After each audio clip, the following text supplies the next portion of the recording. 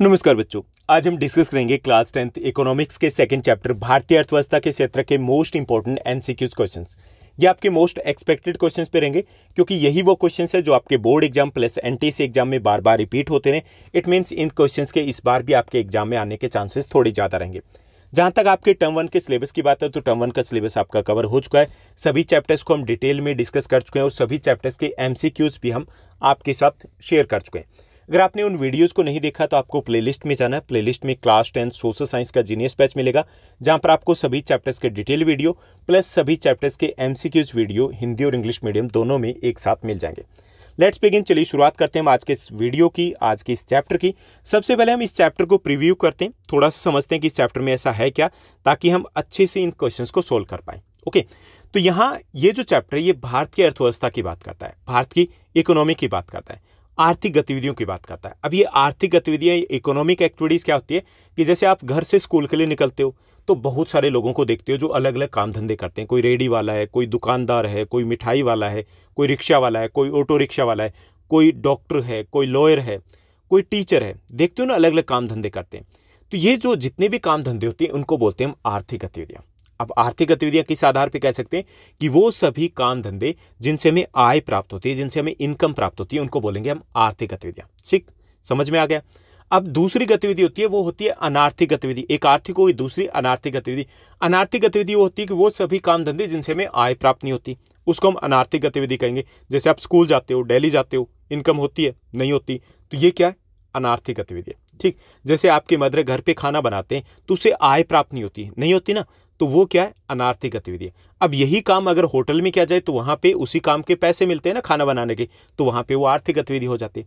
ये जो आर्थिक गतिविधि है हजारों होती है। अब इनको अच्छे से समझने के लिए 3 ग्रुप में क्लासिफाई किया जाता है। पहला जो कैटेगरी है वो है प्राथमिक क्रियाएं, दूसरी द्वितीयक क्रियाएं और तीसरी तृतीयक क्रियाएं। प्राथमिक क्रियाएं जिसमें हम प्राकृतिक संसाधनों का उपयोग करते हुए किसी वस्तु का निर्माण करते हैं, जैसे कृषि हो गया, खनन हो गया, पशुपालन हो गया, मत्स्य पालन हो गया, वनों से लकड़ी काटना हो गया। ये प्राथमिक क्रियाएं, इसमें हम प्राकृतिक संसाधनों का प्रयोग करते हुए किसी वस्तु का उत्पादन करते हैं। ठीक, दूसरी आपके आगे द्वितीयक क्रिया। द्वितीयक क्रिया में क्या होता है कि प्राथमिक क्रियाओं से कच्चा माल लिया जाता है और वस्तु का विनिर्माण यानी कि दोबारा से निर्माण किया जाता है। जब दोबारा निर्माण किया जाता है तो वस्तु ज्यादा उपयोगी और ज्यादा कीमती हो जाती है। जैसे गन्ने से चीनी बनाना, अब गन्ना क्या है, प्राथमिक उत्पाद है, अब उससे चीनी बना दी, ये द्वितीयक उत्पाद है। कपास से कपड़ा बनाना, कपास प्राथमिक उत्पाद है, उससे कपड़ा बना दिया, ये द्वितीयक उत्पाद है। लेकिन जब कपड़ा बना या चीनी बनी तो उसकी कीमत बढ़ गई, उसकी उपयोगिता बढ़ जाती है। ठीक, उसके बाद तृतीयक क्रियाएं आती है। तृतीयक क्रियाएं, इसमें किसी वस्तु का उत्पादन नहीं किया जाता बल्कि इसमें सेवाएं दी जाती है, इसलिए इसको हम सर्विस सेक्टर या सेवा क्षेत्र भी कहते हैं। ठीक, जैसे संचार के साधन है, परिवहन के साधन है, टीचर हैं, डॉक्टर हैं, ये कोई वस्तु नहीं बनाते ना, तो ये क्या है, ये सेवा क्षेत्र में आ जाते हैं। तो इस चैप्टर में इन्हीं 3 सेक्टरों की बात की गई, कौन सा सेक्टर कितना महत्वपूर्ण है, कौन से सेक्टर का हमारी जीडीपी में कितना योगदान है। ओके, इन सब के बारे में डिस्कस किया गया। साथ ही साथ डिस्कस किया गया बेरोजगारी के बारे में। बेरोजगारी क्या होती है कि जब कोई व्यक्ति काम करना चाहता है और काम करने की योग्य है फिर भी उसे काम नहीं मिलता तो उसको हम बेरोजगार कहेंगे। यहाँ पर अल्प बेरोजगारी की बात की गई, छिपी हुई बेरोजगारी की बात की गई और मौसमी बेरोजगारी की बात की गई। ठीक, 2 प्रकार की बेरोजगारी की बात की गई इस चैप्टर में, वो भी हम कंसेप्ट में हमने डिटेल चैप्टर में सब कुछ समझा है और यहाँ क्वेश्चंस के साथ भी एक बार फिर से समझिए। इसके साथ साथ जो आर्थिक गतिविधियां होती है उनको स्वामित्व के आधार पर हम सार्वजनिक और प्राइवेट यानी कि पब्लिक और प्राइवेट सेक्टर में भी डिवाइड कर सकते हैं। जो सरकार के अंडर में आते हैं वो पब्लिक सेक्टर, और जो निजी क्षेत्र में आते हैं उनको हम प्राइवेट सेक्टर बोलेंगे। और सुविधाओं के आधार पे संगठित और असंगठित हो सकती है। यानी ये एक आसान सा छोटा सा चैप्टर है और इस चैप्टर के एमसीक्यूज अगर आपको अच्छे से समझने तो सबसे पहले आपको चैप्टर समझना पड़ेगा, अदरवाइज आपको इतना अच्छे से शायद ना समझ पाए। ओके, तो ये जो आज हम डिस्कस करने वाले तो इसको आप एज ए क्विज ले सकते हो। ठीक, तो मैं आपके साथ क्वेश्चंस को शेयर करूंगा, उसको हम समझने की कोशिश करेंगे, उसके बाद आपको ऑप्शन दिए जाएंगे और इन बिटवीन आपको आंसर गेस करना है, फिर अपने स्कोर को टोटल करना और आप कमेंट बॉक्स में शेयर कर सकते हो अपने स्कोर को। तो पहला हमारा क्वेश्चन रहेगा, पहला हमारा प्रश्न दिया गया, जीडीपी का विस्तारित रूप क्या, यानी कि जीडीपी का पूरा नाम क्या, ये हमें बताना है। तो पहला विकल्प है सकल घरेलू उपाय, दूसरा है सकल घरेलू उत्पाद, तीसरा थर्ड ऑप्शन दिए गए ए और बी दोनों, चौथा इनमें से कोई नहीं। तो इसमें करेक्ट आंसर आपका रहेगा बी, सकल घरेलू उत्पाद, ग्रोस डोमेस्टिक प्रोडक्ट इंग्लिश में कहेंगे और हिंदी में कहेंगे सकल घरेलू उत्पाद। अब ये सकल घरेलू उत्पाद क्या होता है कि एक वर्ष में, ठीक, समय कितना हो गया, 1 वर्ष, 1 वर्ष में जो प्राइमरी सेक्टर है, सेकेंडरी सेक्टर है और जो आपका टर्शियरी सेक्टर है, इन तीनों सेक्टरों में एक वर्ष में जितनी भी वस्तुएं सेवाएं उत्पादित होती है उनके मूल्य के योग को हम बोलेंगे जीडीपी। ओके, सकल घरेलू उत्पाद। ठीक, क्या हो गया कि समय रहेगा एक वर्ष में प्राइमरी, सेकेंडरी और टर्शियरी सेक्टर, तीनों सेक्टर में जितनी भी वस्तुएं और जितनी भी सेवाएं उत्पादित की जाती है उनके अंतिम मूल्य के जोड़ देंगे तो हमें प्राप्त हो जाएगा सकल घरेलू उत्पाद। ठीक, तो ये आपका सकल घरेलू उत्पाद है। उसके बाद सेकंड क्वेश्चन दिया गया, दूसरा आपका प्रश्न दिया गया कि जब एक काम पर आवश्यकता से अधिक श्रमिक लगे हो तो उसे हम क्या कहेंगे। ठीक, तो इसमें कहा गया इसे हम बेरोजगारी कहेंगे, दूसरा इसे मौसमी बेरोजगारी कहेंगे, तीसरा इसे प्रच्छन्न बेरोजगारी कहेंगे, चौथा इसे बेरोजगारी, मौसमी बेरोजगारी, प्रच्छन्न बेरोजगारी कहेंगे। तो 4 ऑप्शन दिए गए, सही आपका करेक्ट आंसर प्रच्छन्न बेरोजगारी होगा, यानी कि सी आपका करेक्ट आंसर रहेगा। प्रच्छन्न जो बेरोजगारी है इसको आप अल्प बेरोजगारी भी कह सकते हो, इसको आप छिपी हुई बेरोजगारी भी कह सकते हो। अब ये कैसी बेरोजगारी होती है, एक तो बेरोजगारी को समझ लीजिए। बेरोजगारी ये होती है कि जब कोई व्यक्ति काम करना चाहता है और उसे काम नहीं मिलता, ठीक, तो उसे बोलते हैं बेरोजगारी।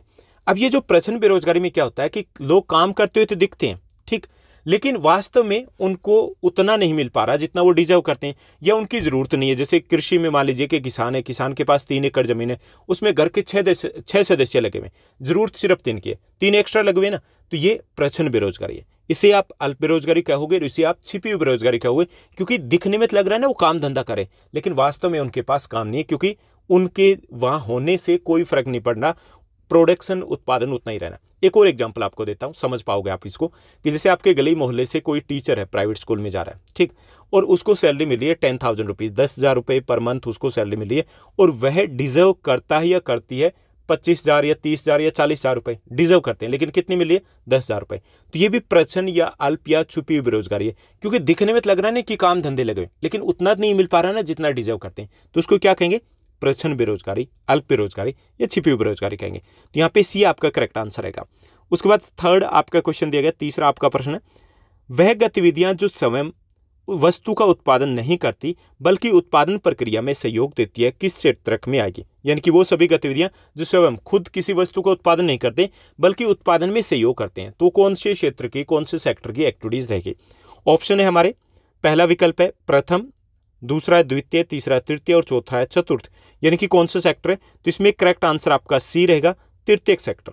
तृतीयक सेक्टर में जैसे मैंने पहले बताया कि जो डॉक्टर्स हैं, टीचर्स हैं, यानी वो सभी आते हैं जो किसी वस्तु का निर्माण नहीं करते बल्कि सेवाएं देते हैं। सर्विस सेक्टर भी इसलिए कहा जाता है, जैसे संचार की सुविधाएं, जैसे बैंकिंग सुविधाएं हैं, इंश्योरेंस है।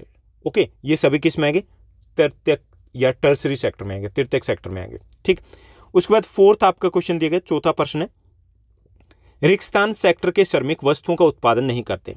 कौन से सेक्टर के श्रमिक है जो वस्तुओं का उत्पादन नहीं करते बल्कि सेवाएं देते हैं। तो ऑप्शन दिए गए, पहला संगठित, दूसरा असंगठित, तीसरा है आपका द्वितीयक और चौथा ऑप्शन है तृतीयक सेक्टर। तो इसमें करेक्ट आंसर आपका डी रहेगा, जो टर्शरी सेक्टर है, जो तृतीयक सेक्टर है, उसके श्रमिक वस्तुओं का उत्पादन नहीं करते बल्कि सेवाएं देते हैं। ओके, इसलिए तृतीयक सेक्टर को हम सेवा क्षेत्र या सर्विस सेक्टर भी कहते हैं। उसके बाद पांचवा, फिफ्थ आपका क्वेश्चन दिया गया। फिफ्थ क्वेश्चन को देखिए, पांचवा प्रश्न है, कपास एक उत्पाद है। कपास कैसा उत्पाद है। पहला विकल्प है ये प्राथमिक उत्पाद है, दूसरा ये द्वितीयक है, तीसरा ये तृतीयक है, चौथा उपरोक्त सभी। तो इसमें करेक्ट आंसर आपका रहेगा ए, ये प्राथमिक उत्पाद है। यानी कि जो प्राथमिक सेक्टर है उसमें की जाती है कृषि, तो ये कृषि का ही उत्पाद हुआ ना, तो ये एक प्राथमिक उत्पाद होगा। उसके बाद छठा आपका प्रश्न रहेगा, सिक्स्थ आपका क्वेश्चन देगा। सिक्स्थ क्वेश्चन है, प्राथमिक, द्वितीयक और तृतीयक क्षेत्र की गतिविधियां हैं।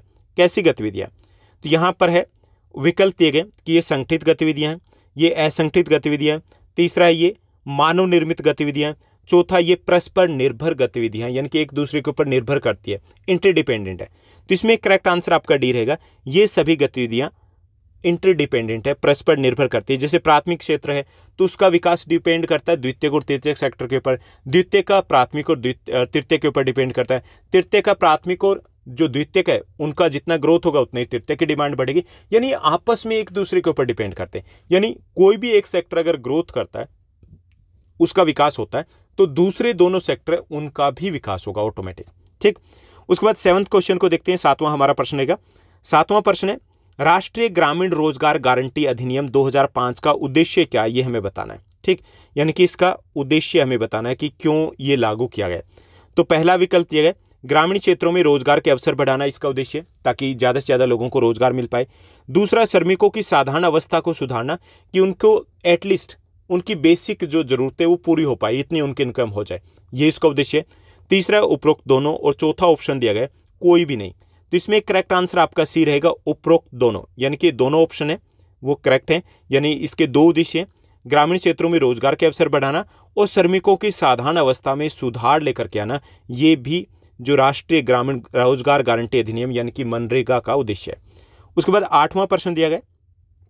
8वां हमारा प्रश्न है, अर्थव्यवस्था में प्रत्येक क्षेत्र के अंतिम उत्पाद की गणना क्यों की जाती है? ठीक, अंतिम उत्पाद की, जैसे मान लीजिए कि एक एग्जांपल देता हूं कि एक किसान ने अपना गेहूं बेचा एक फ्लोर मिल को, आटा चक्की को। ठीक, उसने आटा बनाया, उसने दे दिया बिस्किट बनाने वाली कंपनी को या बेकर को दे दिया। ठीक, उससे बने बिस्किट और वो बिक गए। अब जब हम जीडीपी को कैलकुलेट करेंगे तो हम अंतिम वस्तु कौन सी है? बिस्किट, उसके रेट को ही जोड़ेंगे। यानी हमें ना तो गेहूं का रेट जोड़ना, ना हमें आटे का रेट जोड़ना, अंतिम का जोड़ेंगे। क्यों जोड़ेंगे? क्योंकि उसी में तीनों चीजें आ गई, आटे का भी रेट आ गया उसमें गेहूं का भी रेट आ गया, उसमें चीनी वगैरह जो भी डला उसका भी रेट आ गया, बिस्किट बने, सब कुछ आ गया। ठीक, तो हम अंतिम वस्तु की ही गणना क्यों करते हैं, ये यहां पर पूछा गया। तो पहला विकल्प है बेरोजगारी से बचने के लिए, दूसरा दोहरी गणना की समस्या से बचने के लिए, तीसरा विकल्प है अधिक लागत की समस्या से बचने के लिए, और चौथा विकल्प है इनमें से कोई नहीं। तो इसमें करेक्ट आंसर आपका रहेगा बी, दोहरी गणना की समस्या से बचने के लिए। मान लीजिए कि अगर हम गेहूं का कैलकुलेट करते हैं, फिर हम गेहूं 18 रुपए के हिसाब से दिया गया, मान लीजिए 20 रुपए के हिसाब से दिया गया, और आटा मिला 25 रुपए के हिसाब से। अगर हम 20 उसका जोड़े, 25 उसका जोड़े, तो डबल काउंटिंग हो जाएगी ना, क्योंकि आटे में गेहूं का रेट शामिल है, बिस्किट में गेहूं और आटे दोनों का रेट शामिल है। ओके, इसलिए हमें दोहरी गणना से बचने के लिए अंतिम वस्तु का ही मूल्य काउंट करना है। ठीक, इसलिए ये सब कुछ किया जाता है जीडीपी में। उसके बाद 9वां हमारा प्रश्न रहेगा। 9वां हमारा प्रश्न है, प्राकृतिक संसाधनों के प्रत्यक्ष उपयोग पर आधारित गतिविधि कौन सी है? कौन सी गतिविधि है जिसमें प्राकृतिक संसाधनों का उपयोग करके किसी वस्तु का उत्पादन किया जाता है? तो इसमें पहला है कपास की खेती, दूसरा लघु उद्योग, तीसरा भंडारण, चौथा परिवहन। तो इसमें एक चीज आप आसानी से देख सकते हो कि इसमें से क्या है जो प्राथमिक क्षेत्र में आता है, क्योंकि प्राथमिक क्षेत्र में हम प्राकृतिक संसाधनों का सीधे तौर पर उपयोग करते हैं, तभी किसी वस्तु का उत्पादन करते हैं, वही प्राथमिक क्षेत्र होता है ना, प्राइमरी सेक्टर। तो इसमें ए आपका करेक्ट आंसर रहेगा।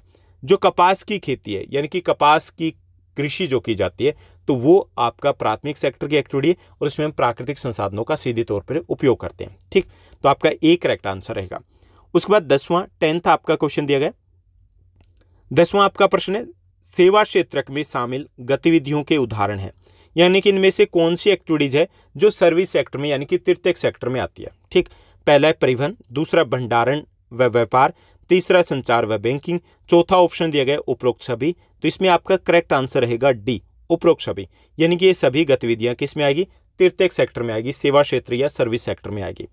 उसके बाद नेक्स्ट आपका 11th क्वेश्चन दिया गया। 11वां प्रश्न है, प्राकृतिक संसाधनों के द्वारा उत्पादन करने वाली गतिविधि कहलाती है, यानी कि जिसमें हम प्राकृतिक संसाधनों का उपयोग करते हुए उत्पादन करते हैं, तो उस गतिविधि को क्या कहेंगे?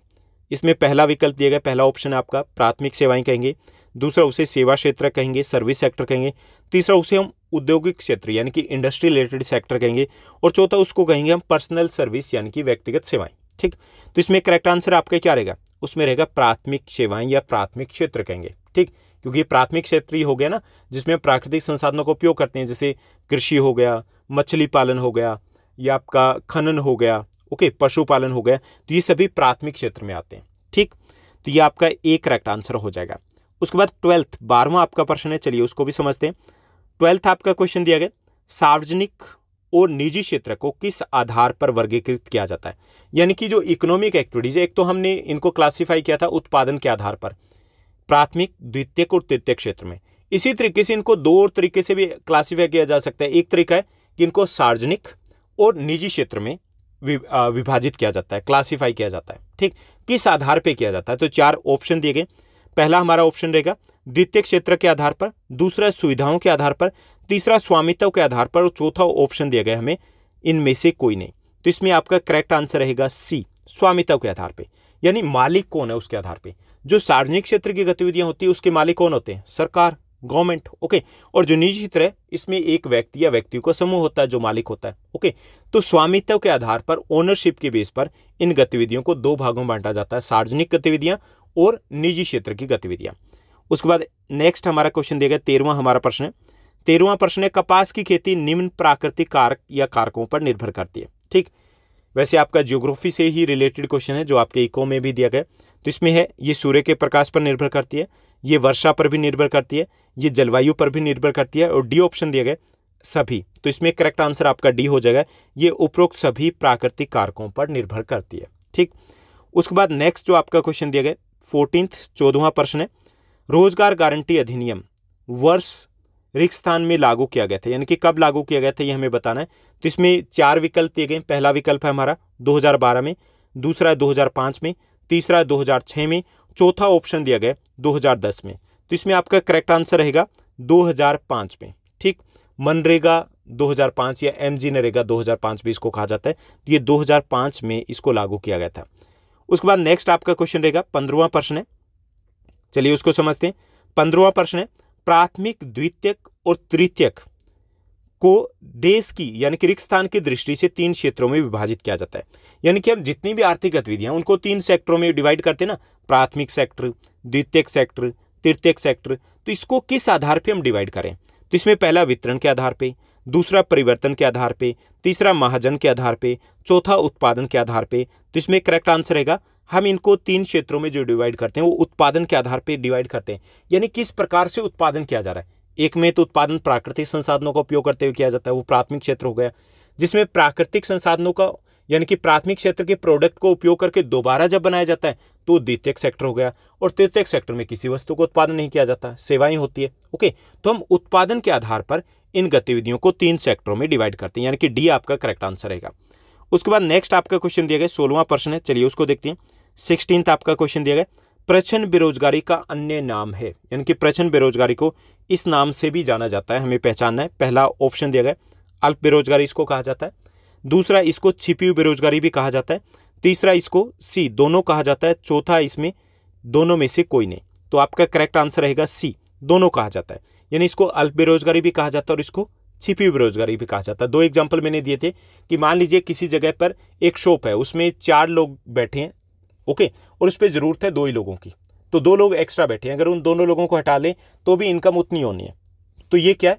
ये आपकी छिपी हुई बेरोजगारी, अल्प बेरोजगारी या प्रच्छन्न बेरोजगारी है, क्योंकि 2 लोग एक्स्ट्रा हैं, काम करते तो दिख रहे हैं लेकिन प्रोडक्शन नहीं कर रहे, उनसे कोई फर्क नहीं पड़ रहा इनकम के ऊपर, ठीक, बढ़ नहीं रही। ऐसे ही अगर कोई व्यक्ति है कहीं पे काम कर रहा है, कम वेतन में काम कर रहा है, तो उसे भी हम अल्प या छिपी हुई बेरोजगारी कहेंगे, क्योंकि वो काम तो कर रहा है लेकिन उसको उतना नहीं मिल रहा जितना कि वो डिजर्व करता है। ठीक, तो ये सी आपका करेक्ट आंसर रहेगा, यानी प्रच्छन्न बेरोजगारी को हम अल्प और छिपी हुई बेरोजगारी भी कह सकते हैं। उसके बाद 17वां आपका प्रश्न रहेगा। 17th आपका क्वेश्चन दिया गया, भारत में जीडीपी ज्ञात करना जैसा कठिन कार्य है किसके द्वारा किया जाता है? जीडीपी की बात की गई थी, ग्रोस डोमेस्टिक प्रोडक्ट, सकल घरेलू उत्पाद है, उसको हम जीडीपी कहेंगे। और जीडीपी की गणना कैसे की जाती है कि एक वर्ष में तीनों क्षेत्र हो गए, तीनों सेक्टर हो गए, प्राइमरी, सेकेंडरी, टर्सरी, उन सेक्टरों में जितनी भी वस्तुएं सेवाएं पैदा की जाती है उनकी अंतिम वस्तु के मूल्य को जोड़ देते हैं। ओके, अब ये करता कौन है ऐसा काम? तो इसमें पहला विकल्प दिया गया केंद्र सरकार के मंत्रालय द्वारा ये किया जाता है, दूसरा महाजन ये कार्य करते हैं, तीसरा टीचर्स ये कार्य करते हैं, चौथा इनमें से कोई नहीं है। तो इसमें करेक्ट आंसर आपका ए रहेगा, इसमें जो सेंट्रल गवर्नमेंट है उसकी मिनिस्ट्री के द्वारा ये काम किया जाता है। क्लियर? उसके बाद नेक्स्ट 18th आपका क्वेश्चन दिया गया, चलिए उसको देखते हैं। 18th आपका क्वेश्चन है, तीनों जो सेक्टर हैं उनके उत्पादनों के योगफल को क्या कहा जाता है, ये हमें बताना है। तो जो तीनों सेक्टर है उनके यानी कि टोटल जो हो जाएगा, यानी कि पी सेक्टर आपका एक सेक्टर हो गया, प्लस आपका बी सेक्टर हो गया, प्लस आपका सी सेक्टर हो गया, तो इन तीनों को जोड़ देंगे तो हमें क्या मिलेगा? तो इसमें ऑप्शन दिए गए, पहला है इससे हमें जीडीएम मिल जाएगा, दूसरा इससे हमें जीडीपी मिलेगा, तीसरे इससे हमें जीएफपी मिलेगा, चौथा उपरोक्त सभी। तो इसमें करेक्ट आंसर आपका हो जाएगा बी, जीडीपी, यानी कि तीनों क्षेत्रकों के उत्पादन के जोड़ को हम जीडीपी कहते हैं, सकल घरेलू उत्पाद, ग्रोस डोमेस्टिक प्रोडक्ट। क्लियर? उसके बाद 19वां हमारा प्रश्न दिया गया। 19वां हमारा प्रश्न है, भारत में 2013-14 में जीडीपी में सर्वाधिक योगदान किस सेक्टर का था, ये हमें बताना है। तो 2013-14 की बात की जा रही है, रिसेंट की बात की जा रही है। तो इसमें ऑप्शन दिए गए, प्राइमरी सेक्टर, सेकेंडरी यानी कि द्वितीयक सेक्टर, तीसरा तृतीयक यानी कि टर्सरी सेक्टर, और चौथा हमारा ऑप्शन रहेगा इनमें से कोई नहीं। तो इसमें करेक्ट आंसर रहेगा आपका सी, जो तृतीयक सेक्टर है उसका सबसे ज्यादा योगदान था हमारी जीडीपी में, 61%। ओके, काफी ज्यादा हो जाता है, अकेला जो जीडीपी में योगदान 61% केवल इसी सेक्टर का है, तृतीयक सेक्टर या सर्विस सेक्टर का। उसके बाद 20वां हमारा प्रश्न है, 20वां प्रश्न है, भारत में 1973-74 में सबसे अधिक रोजगार कौन सा सेक्टर प्रदान करता था, यानी कि सबसे ज्यादा लोग कौन से सेक्टर में लगे हुए थे 1973-74 में। तो इसमें ऑप्शन दिए गए प्राथमिक सेक्टर, द्वितीयक सेक्टर, तृतीयक सेक्टर या इनमें से कोई नहीं। तो इसमें करेक्ट आंसर आपका ए रहेगा, प्राथमिक सेक्टर। प्राइमरी सेक्टर उसमें सबसे ज्यादा लोग लगे हुए थे 1973-74 में, और अब भी सबसे ज्यादा लोग हैं वो प्राइमरी सेक्टर में ही लगे हुए हैं। हालांकि जीडीपी में योगदान अब प्राइमरी सेक्टर का कम हो चुका है, लेकिन लोग अब भी सबसे ज्यादा वहीं पर है। ठीक, तो ये आपका करेक्ट आंसर रहेगा। उसके बाद नेक्स्ट आपका क्वेश्चन दिया गया, नेक्स्ट आपका क्वेश्चन है 21वां प्रश्न है, जिन गतिविधियों से हमें आय प्राप्त होती है उन्हें क्या कहा जाता है, ये हमें बताना है। ठीक, जिन गतिविधियों से हमें इनकम प्राप्त होती है, सबसे पहले हमने इसी की बात की थी। तो ऑप्शन देख लीजिए, उसे अनार्थिक गतिविधि कहेंगे, उसे हम आर्थिक गतिविधि कहेंगे, उसे हम गैर आर्थिक गतिविधि कहेंगे, उससे डी सभी, उपरोक्त सभी विकल्प सही है। तो इसमें करेक्ट आंसर आपका रहेगा बी, उसे हम कहेंगे आर्थिक गतिविधि। आर्थिक गतिविधि कौन सी होती है, जिनसे हमें इनकम या आय प्राप्त होती है। ओके, जैसे रेडी वाला रेडी लगाता है, पैसे मिलते हैं, आर्थिक गतिविधि है। रिक्शा वाला रिक्शा चला रहा है, आर्थिक गतिविधि है। कोई इंजीनियर है तो वो भी आर्थिक गतिविधि है। ओके, जिनसे हमें आय प्राप्त होगी वो सभी हमारी इकोनॉमिक एक्टिविटीज या आर्थिक गतिविधि कहलाएगी। 22वां हमारा प्रश्न दिया गया, 22वां प्रश्न है, परिवहन को किस क्षेत्र में शामिल किया जाता है। ठीक, यानी कि परिवहन है वो किस सेक्टर में आएगा, ये हमें बताना है। तो इसमें करेक्ट आंसर आपका रहेगा, पहले ऑप्शन देख लेते हैं। पहला है तृतीयक सेक्टर, दूसरा प्राथमिक सेक्टर, तीसरा आपका द्वितीयक सेक्टर और चौथा आपका चतुर्थक सेक्टर। तो इसमें करेक्ट आंसर आपका ए रहेगा, जो ट्रांसपोर्ट सर्विसेज है, यानी कि तृतीयक सेक्टर में ही आता है। यानी कि जितनी भी सेवाएं हैं, यानी परिवहन सेवाएं हैं, संचार सेवाएं हैं, टीचर्स हैं, डॉक्टर्स हैं, बैंकर्स हैं, जितनी प्रकार की सेवाएं होती है जिसमें कोई प्रोडक्शन नहीं किया जाता बल्कि सेवाएं दी जाती है, वो सभी टर्सरी सेक्टर यानी कि तृतीयक सेक्टर में आती है। इसलिए तृतीयक सेक्टर को हम सर्विस सेक्टर या सेवा क्षेत्र भी बोलते हैं। ठीक, उसके बाद 23वां हमारा प्रश्न दिया गया, 23वां प्रश्न है, द्वितीयक क्षेत्र किस क्षेत्र पर पूर्णतः निर्भर होता है, यानी कि जो सेकेंडरी सेक्टर है वो किस सेक्टर के ऊपर डिपेंड करता है। ठीक, तो चलिए देखते हैं। ऑप्शन पहला ये द्वितीयक सेक्टर पर ही डिपेंड करता है, सेकंड ऑप्शन ये प्राथमिक सेक्टर के ऊपर डिपेंड करता है, तीसरा ये तृतीयक के ऊपर डिपेंड करता है, चौथा ये चतुर्थक सेक्टर के ऊपर डिपेंड करता है।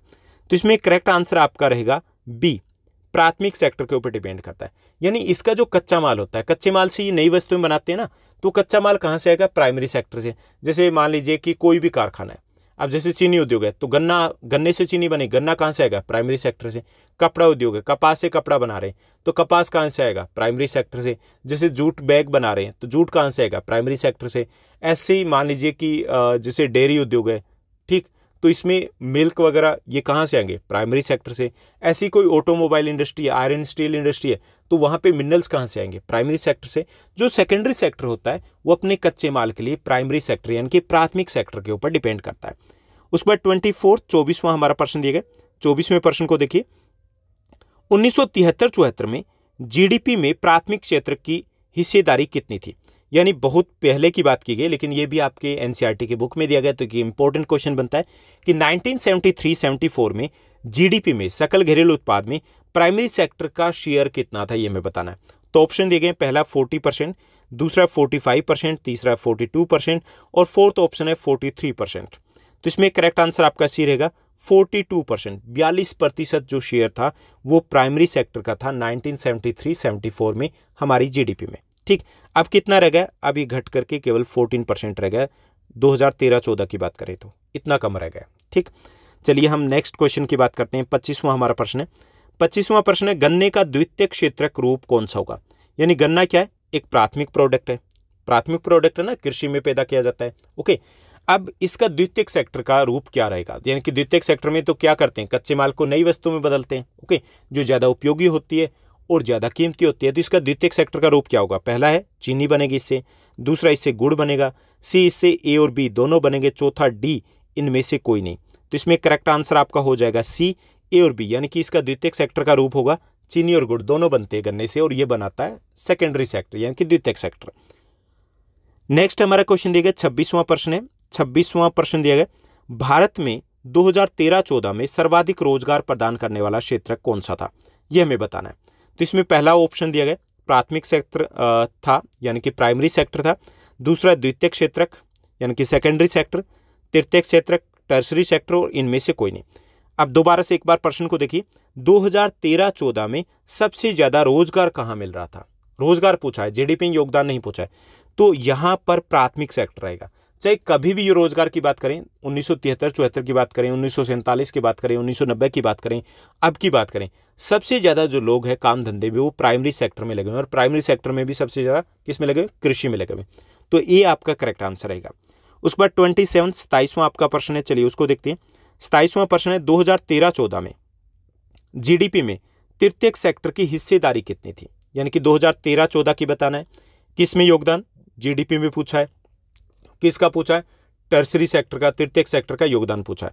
तो इसमें पहला ऑप्शन दिया गया 61%, दूसरा 63%, तीसरा आपका 65% और चौथा ऑप्शन है आपका फोर्थ 62%, 62%। तो इसमें करेक्ट आंसर आपका ए हो जाएगा 61%, यानी कि 61% जो योगदान था वो था जीडीपी में तृतीय सेक्टर का।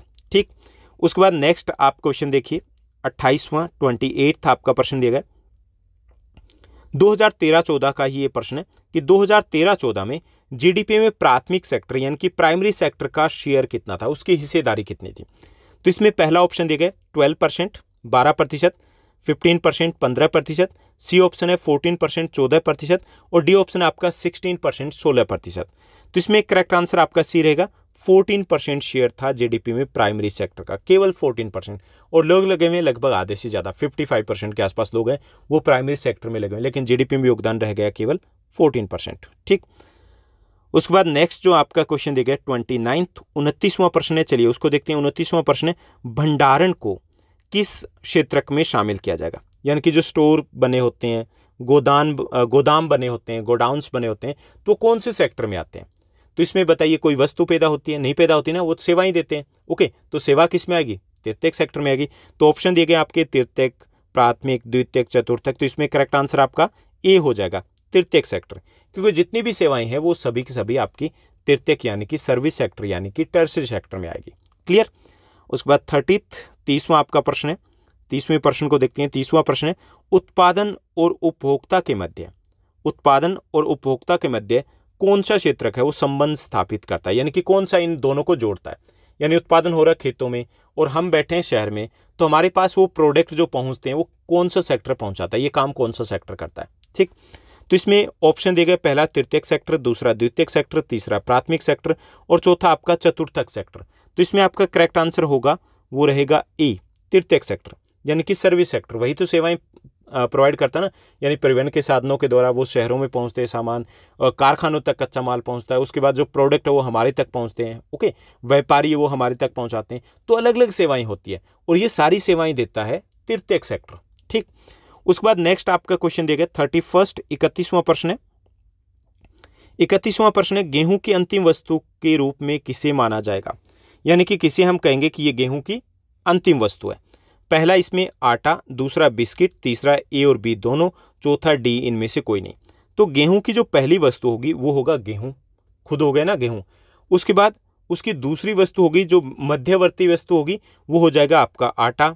तीसरी जो वस्तु हो जाएगी वो हो जाएगा आपका बिस्किट, जो कि अंतिम वस्तु है। तो इसमें बी आपका करेक्ट आंसर रहेगा, बिस्किट को हम गेहूं की अंतिम वस्तु के रूप में मानेंगे। ठीक, उसके बाद 32वां आपका प्रश्न दिया गया। 32वां आपका प्रश्न है, प्राथमिक सेक्टर को अन्य किस नाम से जाना जाता है। ओके, ऑप्शन दिए गए, कृषि एवं सहायक क्षेत्र भी इसे कहा जाता है, इसको व्यापार क्षेत्र कहा जाता है, इसको सेवा क्षेत्र कहा जाता है, डी इनमें से कोई नहीं। तो जो प्राइमरी सेक्टर है, प्राथमिक सेक्टर है, उसको कृषि एवं सहायक क्षेत्र के नाम से भी जाना जाता है, एग्रीकल्चर एंड रिलेटेड सेक्टर। ठीक, तो ये आपका करेक्ट आंसर रहेगा। उसके बाद 33वां आपका प्रश्न दिया गया। 33वां प्रश्न है, चलिए उसको देखिए।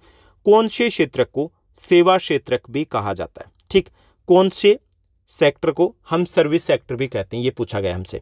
पहला इस प्राइमरी यानी कि प्राथमिक सेक्टर को, तृतीय यानी कि टर्सरी सेक्टर को, द्वितीय यानी कि जो आपका सेकेंडरी सेक्टर है उसको, और चतुर्थक यानी कि क्वार्टनरी सेक्टर को। ठीक, तो इसमें सही आपका विकल्प जो रहेगा, करेक्ट आंसर रहेगा वो रहेगा बी, तृतीय सेक्टर है उसको सर्विस सेक्टर या सेवा क्षेत्रक भी कहा जाता है। ठीक, उसके बाद 34वां आपका प्रश्न दिया गया, 34th है। 34th आपका क्वेश्चन रहेगा कि भारत की राष्ट्रीय आय में सबसे कम योगदान किस क्षेत्र का है। भारत की जो राष्ट्रीय आय है उसमें सबसे कम योगदान किस क्षेत्र का है, यानी कि जीडीपी में जिसका सबसे कम योगदान है उसी का सबसे कम योगदान भारत की आय में भी है। ठीक, तो इसमें है पहला प्राथमिक सेक्टर, दूसरा द्वितीयक सेक्टर, तीसरा तृतीयक सेक्टर और चौथा उपरोक्त सभी। तो इसमें करेक्ट आंसर आपका रहेगा वो रहेगा ए, प्राथमिक सेक्टर है उसका शेयर सबसे कम है हमारी जीडीपी में, हमारी राष्ट्रीय आय में। जैसे जो आपका प्राइमरी सेक्टर है उसका केवल 14% योगदान है, जो आपका सेकेंडरी सेक्टर है उसका 25% के आसपास योगदान है। ओके, और जो आपका टर्सरी तृतीयक सेक्टर है उसका योगदान है 61%।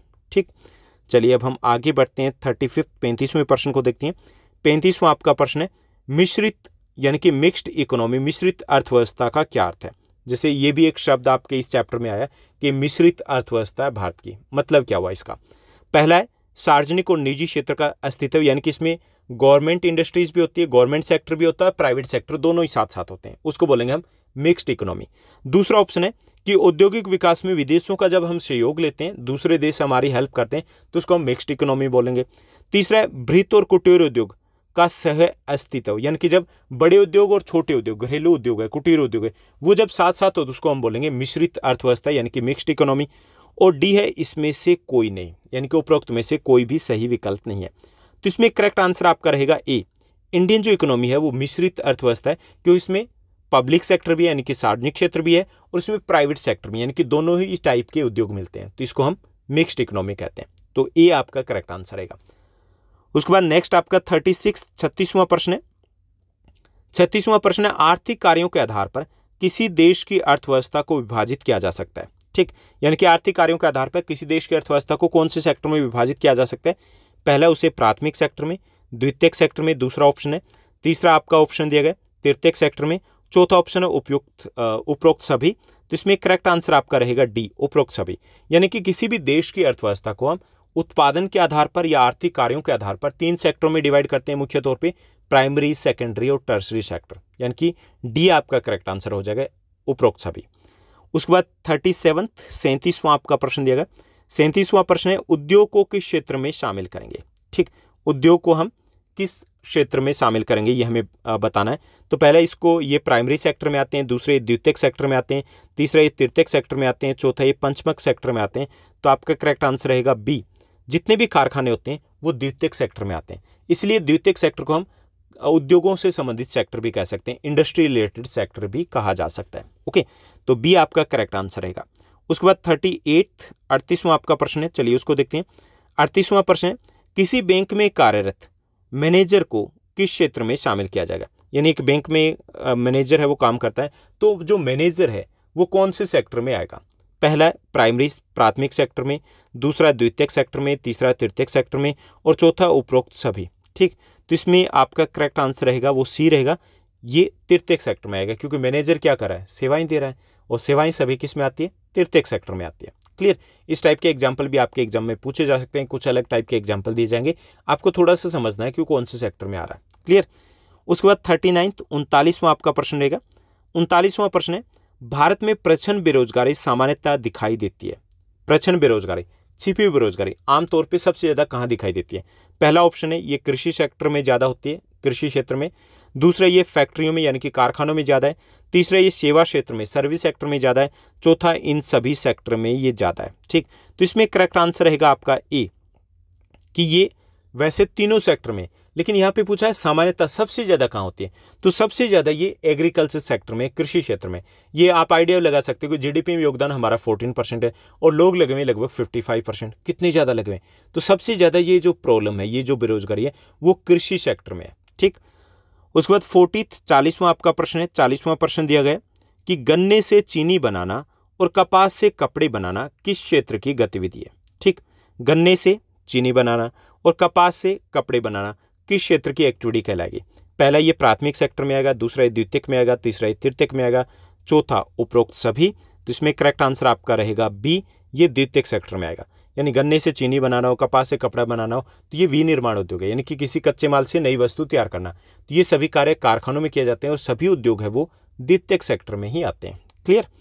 उसके बाद नेक्स्ट क्वेश्चन को देखते हैं। 41वां आपका प्रश्न है किस क्षेत्र की गतिविधियों के अंतर्गत प्राकृतिक उत्पादों को विनिर्माण प्रणाली के जरिए अन्य रूपों में परिवर्तित किया जाता है।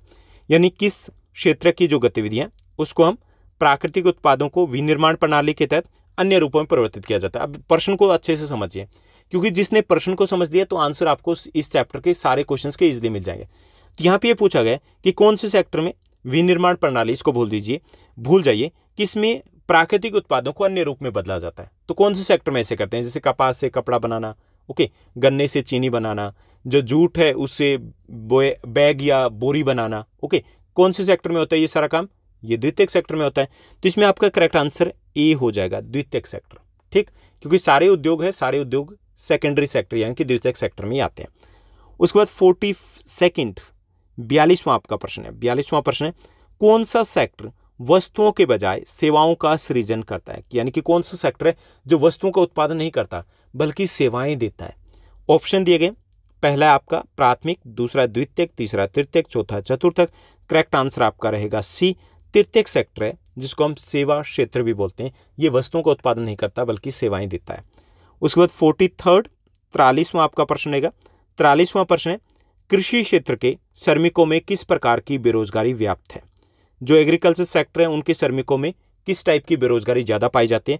तो पहला इसमें शिक्षित बेरोजगारी ज़्यादा होती है, दूसरा अल्प बेरोजगारी ज़्यादा होती है, तीसरा शहरी बेरोजगारी ज़्यादा होती है, और डी ऑप्शन दिए गए उपरोक्त सभी। तो इसमें करेक्ट आंसर आपका रहेगा बी, अल्प बेरोजगारी, यानी कि छिपी हुई बेरोजगारी है वो ज़्यादा होती है कृषि सेक्टर में, ठीक। उसके बाद नेक्स्ट हमें दिया गया 44वां प्रश्न है। 44वां प्रश्न है कि नीचे दिए गए कथनों को ध्यानपूर्वक पढ़िए और उसके आधार पर हमें सही कथन का चुनाव करना है, ठीक। तो पहला है, जब प्राकृतिक संसाधनों का उपयोग करके किसी वस्तु का उत्पादन किया जाता है तो इसे प्राथमिक क्षेत्र की गतिविधि कहा जाता है, ठीक, बिल्कुल सही है, ये तो करेक्ट है ना। तो सबसे पहले हम इसको करेक्ट कर देते हैं। दूसरा, द्वितीय क्षेत्र की गतिविधियों के अंतर्गत प्राकृतिक उत्पादों को विनिर्माण प्रणाली के जरिए अन्य रूपों में बदला जाता है। द्वितीय सेक्टर के बारे में भी सही है कि इसमें प्राकृतिक उत्पादों को लिया जाता है और फिर उनका विनिर्माण किया जाता है, यानी कि नई वस्तुओं में बदला जाता है। तो ये दोनों ही करेक्ट है। तो इसमें हमें पहचानना है कि कौन से विकल्प हमारा रहेगा, यानी कि कौन सा कथन सही है। तो इसमें आपका सी जो है वो सही आंसर रहेगा, ए और बी दोनों है वो करेक्ट आंसर है, यानी कि दोनों ही कथन है वो हमारे सही है। उसके बाद 45वां आपका प्रश्न है, चलिए उसको देखते हैं।